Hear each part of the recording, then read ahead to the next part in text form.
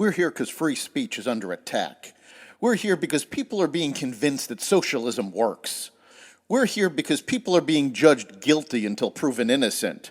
We are fighting back with facts. This is not a safe zone, so buckle up, Buttercup. This is the raw, naked truth.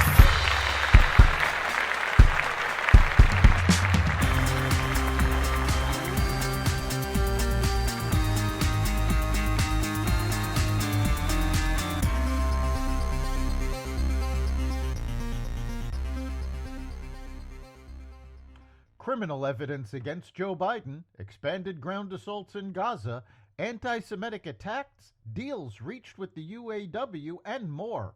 Welcome to the Raw Naked Truth. I'm your host, Eric Lopkin, and here's the news you need to know.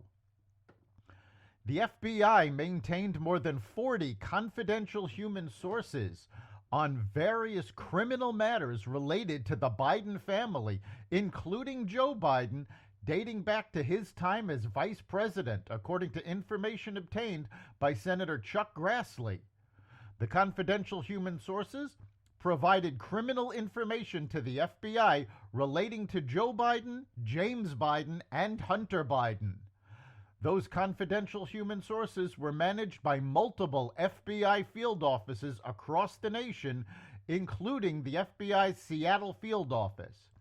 But Grassley learned that an FBI task force within the Washington field office sought to, and in some cases successfully, shut down reporting and information from those sources by falsely discrediting the information as foreign disinformation. That effort caused investigative activity to cease.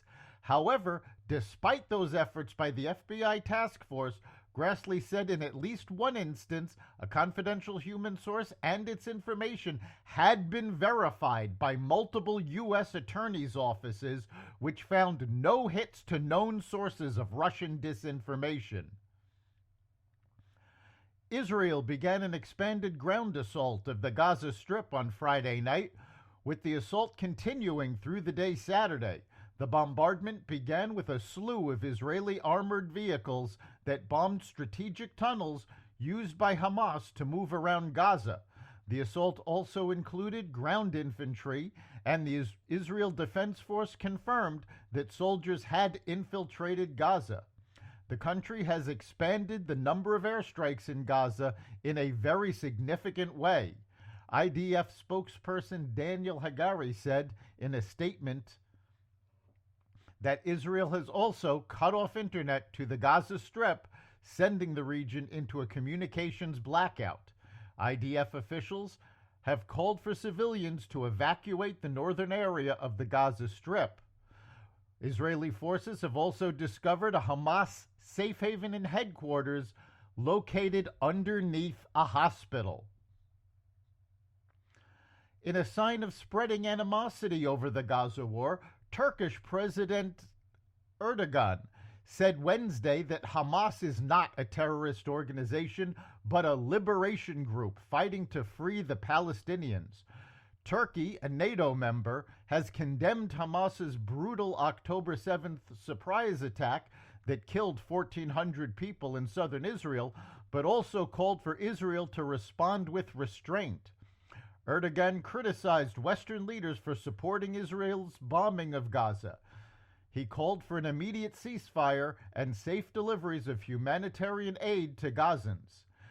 He also canceled a previously planned trip to Israel. Combined with Turkey's attack on America's Kurdish allies in the past, this has once again raised the question of why is Turkey still in NATO? An anti-Semitic mob stormed the Dagestan airport, where a plane from Tel Aviv had just landed on Sunday. 20 people were injured before Russian security forces could contain the unrest, which forced authorities to temporarily close the airport. Reuters obtained video showing hundreds of pro-Palestinian protesters, most of them young men waving Palestinian flags, running through the airport yelling Allahu Akbar, or God is greatest. Passengers who arrived on the plane were moved to a safe place, according to security forces. The incident occurred in the capital of Dagestan, a primarily Muslim Russian republic. It was one of several anti-Jewish incidents reported in the region since the Israel-Hamas conflict started. U.S. economic growth more than doubled in the third quarter compared to the previous 3 months, according to the Bureau of Economic Analysis. U.S. GDP grew at an annual pace of 4.9% in the quarter that ended in September, faster than economists had predicted after the 2.1% growth of the previous quarter. Consumer spending fueled the economic resilience despite the Federal Reserve's aggressive campaign to slow the economy with interest rate hikes. Fed Chair Jerome Powell said last week that recent data showing the economy's strength and strong labor demand could put further progress on inflation at risk. Meanwhile, the deficit for the fiscal year 2023 was $1.7 trillion, growing 23% in a single year, as the Treasury used $879 billion just to service the federal debt. But Bidenomics means the worst is yet to come, and multi-trillion-dollar deficits are the new normal. The impetus for these massive deficits is federal government spending, which tipped the scales at $6.1 trillion last year. Government receipts, meanwhile, were $4.4 trillion, short of the $5 trillion previously forecasted.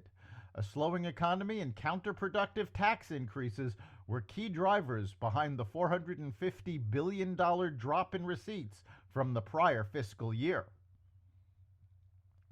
President Biden ordered airstrikes on 2 Syrian sites linked to Iran in retaliation for a string of attacks against U.S. military personnel in Syria and neighboring Iraq, according to the Pentagon.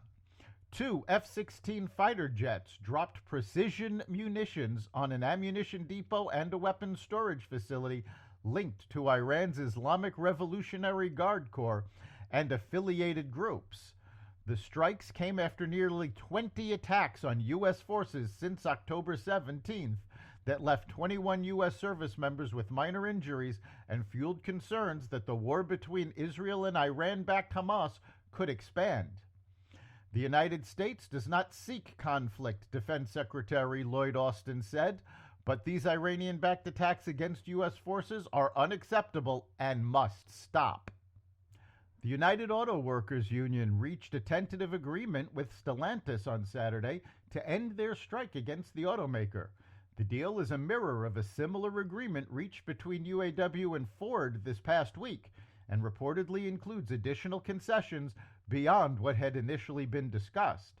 This includes significant pay and wage increases, as well as new products for an idled assembly plant in Illinois. While Ford and Stellantis have now essentially ended their strikes, UAW's walkout against General Motors remains in place and was expanded Saturday to additional plants after negotiations with the other 2 companies didn't move the needle at GM. That's the Raw Naked Truth. You can catch every episode of The Raw Naked Truth at xvadio.com/podcasts, the Apple Podcasts app, Google Podcasts, Spotify, iHeartRadio, Audible, Amazon Music, and other platforms that respect freedom of speech. We'll see you next time.